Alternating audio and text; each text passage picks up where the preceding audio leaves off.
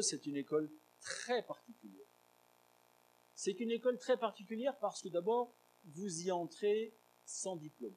Votre diplôme n'intéresse personne. Vous n'avez pas le bac, vous êtes un bac plus 5, ça ne change rien. Vous passez un test sur Internet et une intelligence artificielle vous évalue. Vous évalue selon les critères que j'ai cités tout à l'heure, en particulier votre potentiel d'adaptation. Une nouveauté, il n'y a pas d'enseignants dans cette école. Les enseignants sont réputés brider la créativité, d'après le fondateur de cette école. Donc il n'y a pas un enseignant. Les élèves apprennent entre eux et ils sont guidés par une intelligence artificielle qui, en plus de gérer toute la scolarité, leur adresse à chaque instant des ressources pédagogiques adaptées à leur niveau et à leur niveau du moment. Alors, pour certains, c'est une pédagogie vraiment extraterrestre. Je vous présente la meilleure école de codage au monde, sacrée comme telle en 2017. Deuxième et dernier exemple, ça se passe en Espagne, à Madrid, et voici ce qui a été inauguré il n'y a pas si longtemps. The future has already arrived at the world's most advanced centers of learning. IE has just presented its WOW Room, the classroom of the future, which revolutionizes the learning process through artificial intelligence, simulations, big data, robots, and holograms. Alors, quel est le concept? Le professeur, bon, ce n'est pas le monsieur qu'on a vu, c'est le doyen. Mais le concept, c'est que le professeur est un hologramme. On utilise la technologie de la reconnaissance faciale et on analyse en permanence les émotions des étudiants.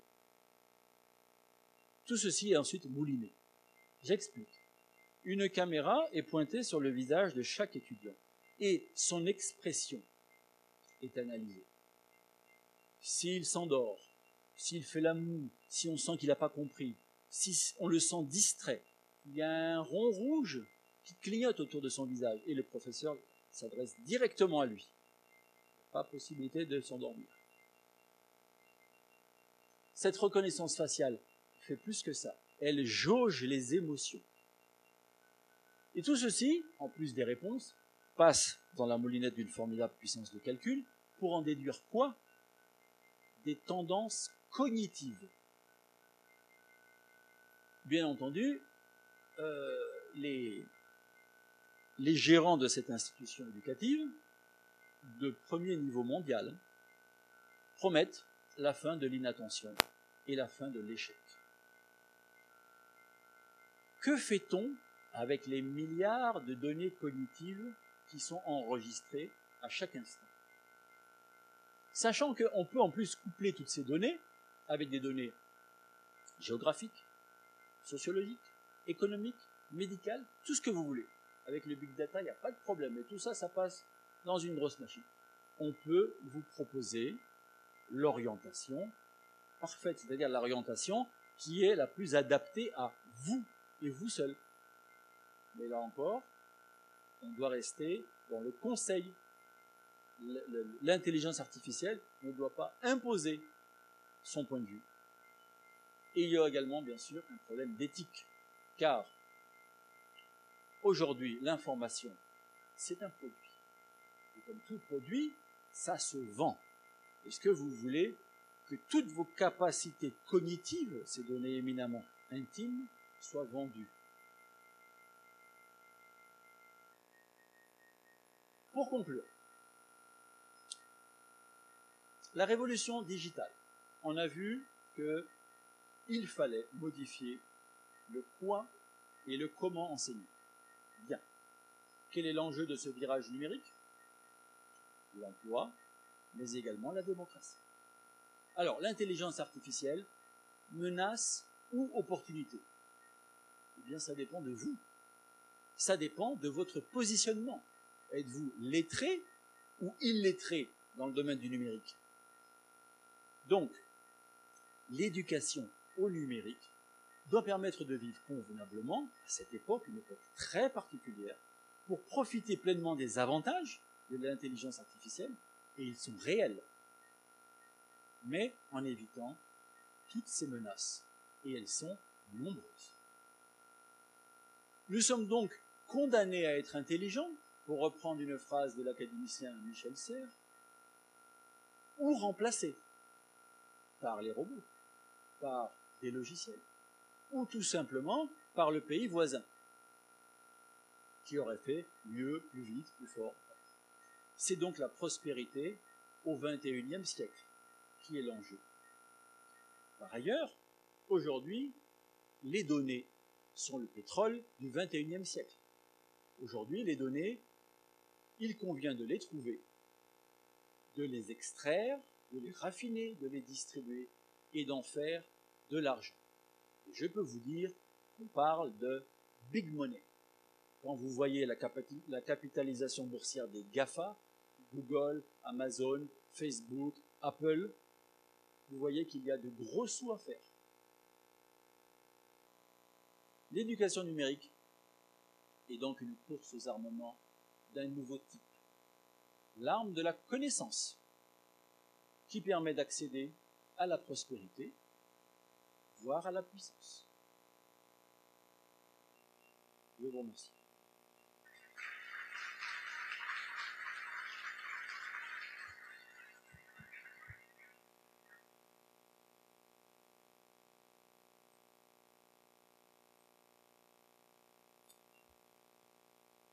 Alors, j'espère que maintenant, on va être interactif. Je vous écoute.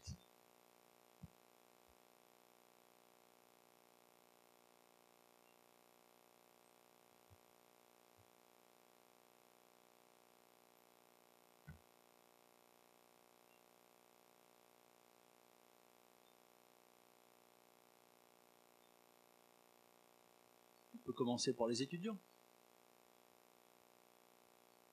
Ce sont les plus concernés par la problématique.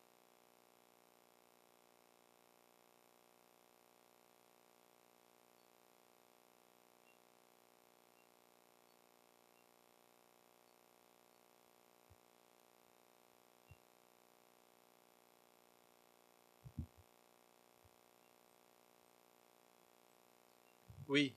Est-ce que l'école 42, c'est une école américaine? Et j'ai oublié de le dire. C'est à Paris.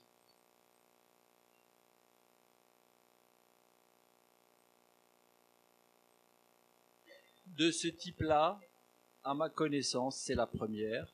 Elle est tellement particulière. C'est la première. Mais, face à son succès, le fondateur, Xavier Niels, a exporté le concept aux États-Unis.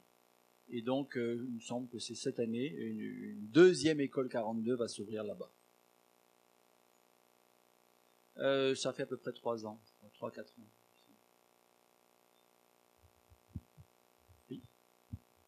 Oui, sur l'école 42. En fait, c'est quand même une école de chercheurs de tête. Hein. Donc, c'est pas exactement la même pédagogie que vous souhaitez mettre en place de façon plus sobre. Donc, c'est vraiment une école qui est certes orientée sur le numérique, mais le numérique au trans et l'auto-formation au sein même du numérique. On cherche quand même des bêtes de course autour de cette école. Vous avez tout à fait raison. L'exemple n'était intéressant que par l'utilisation massive de l'intelligence artificielle. Mais je ne pense pas que ce soit vraiment là l'avenir de l'éducation de masse. En tout cas, pas à court terme.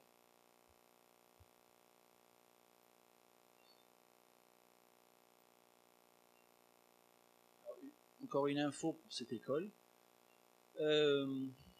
Les profils des candidats sont vraiment très étalés. Vous avez celui qui n'a pas le baccalauréat et vous avez des bac plus 5, des gens qui ont travaillé pendant 5 années dans la finance ou dans je ne sais quelle administration. Il y a vraiment de tout.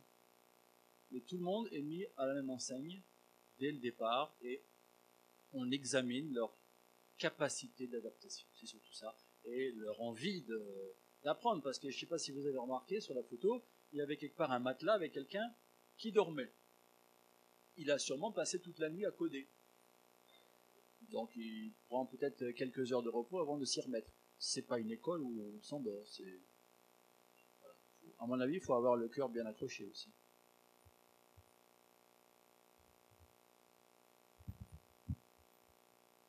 Bonsoir. En fait, c'est une conférence vraiment effrayante, terrifiante. On a de la peine pour